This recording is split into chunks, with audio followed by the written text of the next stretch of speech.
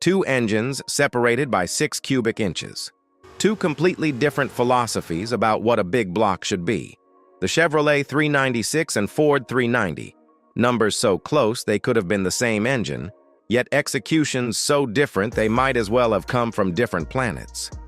Between 1965 and 1970, these engines powered the muscle car arms race at its absolute peak, stuffed into Chevy SS legends and Mustang GT icons.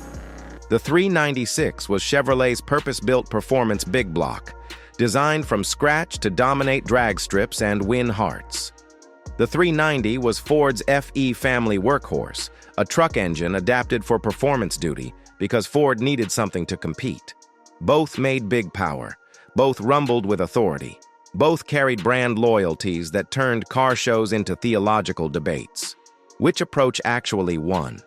The newer performance-focused engine designed to rev and breathe, or the older truck-based bruiser built on torque and durability? The 6 cubic inches between them mattered far less than the execution, the marketing, and the reputation each engine built. One became legend, immortalized in songs and collector dreams. The other became that engine from Bullitt, respected but never quite escaping its utilitarian roots. Historical context and development. The Chevrolet 396 arrived in 1965 as Chevrolet's declaration of intent in the muscle car wars. This was the new Mark IV big block family, designed specifically to replace the older W-Series engines like the 409 and 348. Everything about the 396 was modern, refined, and focused on performance. The 4.094-inch bore combined with 3.76-inch stroke created 396 cubic inches that were engineered to breathe, rev, and dominate. First applications included the 1965 Corvette and Chevelle SS, with factory ratings ranging from 325 to 425 horsepower, depending on configuration. The L78 version with 375 horses and 11-to-1 compression became legendary. The L89 option added aluminum heads for 425 horsepower and a price tag that made dealers wince. Ford's 390 told a different story entirely.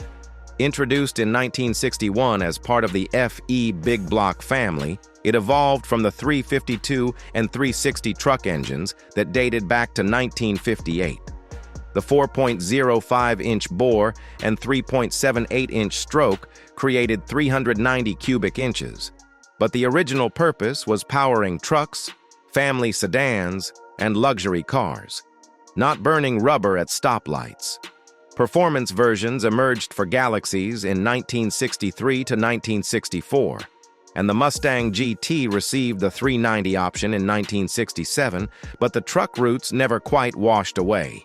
Factory ratings ranged from 265 to 335 horsepower, conservative numbers that reflected Ford's reluctance to admit they were racing a modified truck motor. The philosophical split was fundamental. Chevrolet built a performance engine from scratch, investing in modern architecture and high RPM capability. Ford modified an existing truck and sedan engine because they needed something competitive quickly and development costs mattered. Both manufacturers arrived at roughly the same displacement, that magical 390 to 400 cubic inch range that represented the sweet spot for muscle car performance. But arriving at the same destination via different routes guaranteed these engines would behave completely differently once the throttle opened. Market context demanded big block performance from everyone. Pontiac's GTO success forced GM and Ford to respond aggressively. The displacement wars were raging. Bigger was always marketed as better, and 390 to 400 cubic inches hit the perfect balance between performance and insurance company tolerance. For a brief moment, before 427 seconds and 454 seconds took over, these mid-displacement big blocks defined American muscle. The question was, which philosophy would dominate, purpose-built performance or adapted truck power? The golden age. The 1965 Chevelle SS 396 became an instant icon, cementing Chevrolet's performance credentials overnight. Peak years ran from 1966 through 1967, with the L78 396 producing 375 horsepower from 11-to-1 compression and solid lifters that demanded periodic adjustment. The optional L89 aluminum heads pushed output to 425 horses, creating a street weapon that could embarrass cars with bigger engines and fatter price tags. Applications spread across Chevrolet's lineup. Chevelles, Corvettes, Camaros, even Novas received 396 power. Street performance was devastating. Quarter-mile times consistently fell between 13.5 and 14.2 seconds, numbers that made insurance actuaries nervous and teenage boys obsessed. Racing success followed naturally. NHRA drag strips nationwide echoed with 396 powered Chevrolets winning classes and breaking records. The cultural impact transcended performance numbers. 396 became shorthand for muscle car credibility. Paul Revere and the Raiders immortalized it in song with SS 396, perhaps the only time an engine displacement received its own hit single. By 1970, Chevrolet increased actual displacement to 402 cubic inches, but kept the 396 badges because the number had achieved mythical status. Nobody wanted a 402. They wanted the legend. Ford's 390 performance story started later and burned less bright. The 1967 Mustang GT 390 became the engine's highest-profile application, most famously powering the Highland Green Fastback in Bullet that chased bad guys through San Francisco. Fairlanes, Torinos, and Cougars also received 390 power. The GT version carried ratings of 320 to 335 horsepower, numbers that seemed competitive on paper. The S-Code 390 featured a 4-barrel carburetor and hydraulic camshaft, adequate but not inspired. Quarter-mile times fell between 14.5 and 15.2 seconds, respectable but consistently slower than the 396. Where the 390 excelled was torque, 427 to 440 pound-feet, depending on configuration. Those truck roots showing through positively. Low-end punch was substantial, making the 390 feel strong below 4,500 RPM. Above that, it died like someone had thrown an anchor out the back window. The 396 loved revving to 6,000 RPM and beyond. The 390 wheezed and begged for mercy past 5,500. Police Interceptor versions proved durability in the worst service conditions imaginable. Even Shelby initially used the 390 in the 1967 GT 500 before quickly realizing it wasn't adequate for the image Carroll was building. Magazine tests consistently favored the 396 in performance comparisons. Real-world driving told a slightly different story. The 390's torque made it feel stronger in normal driving, while the 396 needed RPM to wake up. But when both engines were wrung out to their potential, the 396 consistently delivered quicker times and higher trap speeds. Technical brilliance. The engineering comparison revealed why the 396 consistently outperformed its Ford rival. Chevrolet's 4.094-inch bore and 3.76-inch stroke created 396 cubic inches from modern thin-wall casting architecture. Compression ratios ranged from 10.25 to 11 depending on version, as high as you could run on period premium fuel. The cylinder heads were the real story. Excellent port design with 2.19-inch intake valves, large for the era and critical for high RPM breathing. The valve train could be ordered with either hydraulic or solid lifters, the latter allowing 6,500 RPM operation without valve float. Performance-oriented camshaft profiles emphasized top-end power. Weight came in around 680 pounds, heavy but manageable in vehicles designed for big blocks. Ford's 390 featured similar displacement from slightly different dimensions: 4.05-inch bore and 3.78-inch stroke.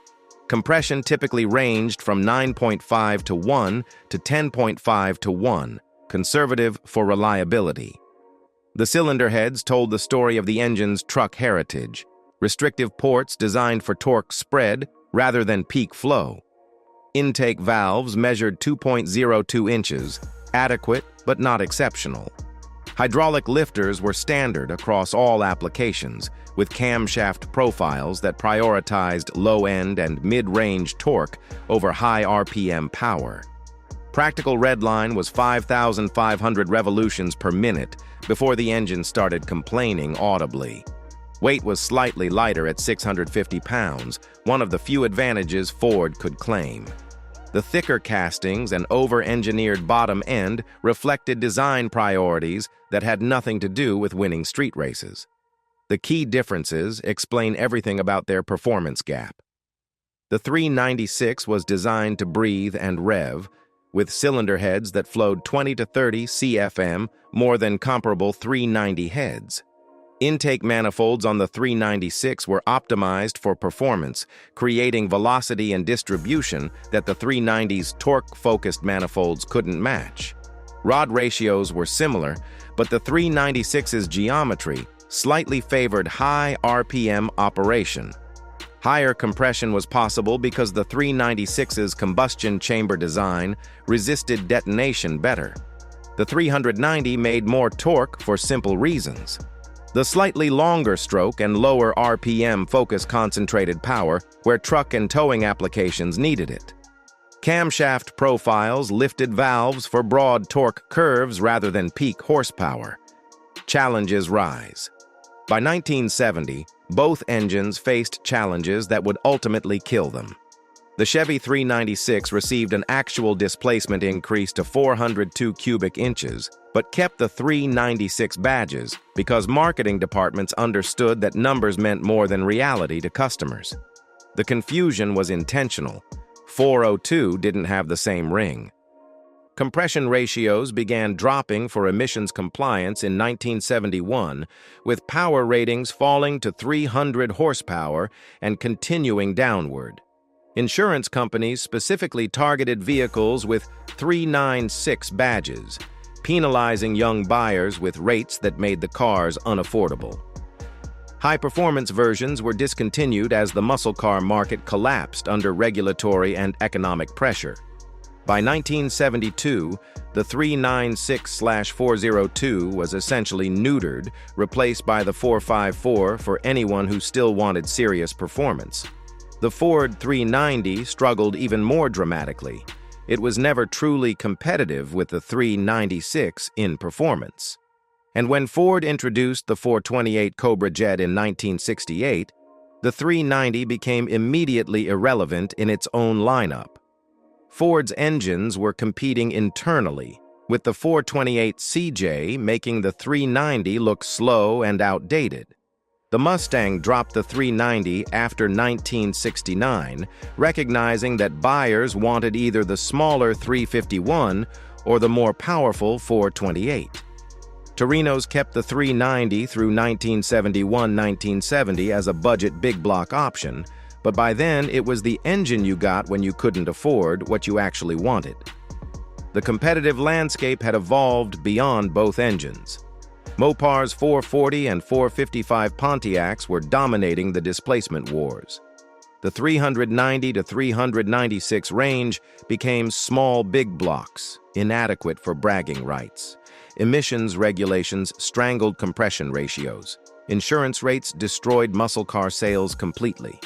The fuel crisis of 1973 made all big blocks culturally unacceptable. Legacy and modern reality. Today, the 396 enjoys legendary status in muscle car culture that the 390 never achieved. Original SS 396 Chevelle command $40,000 to $80,000 plus, depending on condition and originality. L78 and L89 engines alone bring $8,000 to $15,000 when properly rebuilt. Massive aftermarket support continues. You can build a complete 396 from reproduction parts if necessary. Modern builds regularly exceed 500 horsepower with aluminum heads and fuel injection. Stroker kits to 427 or 454 cubic inches are common upgrades. Collector demand remains strong. The 396 badge still carries magical significance to enthusiasts, so much so that even 402 engines are universally called 396s for the cachet. The Ford 390 lives in relative obscurity. 1967 to 1968, Mustang GT 390s bring $35,000 to $60,000, but the value resides in the car, not the engine specifically. Rebuilt 390 engines cost $2,000 to $4,000, cheap compared to more desirable Ford big blocks. Aftermarket support is limited. Most survivors have been swapped out for 428 Cobra Jets or 460 because owners want the performance the 390 never delivered. Modern technology can erase the original performance differences. CNC machined aftermarket heads are available for both engines. Fuel injection conversions are common. With modern parts, both can make 500-plus horsepower reliably.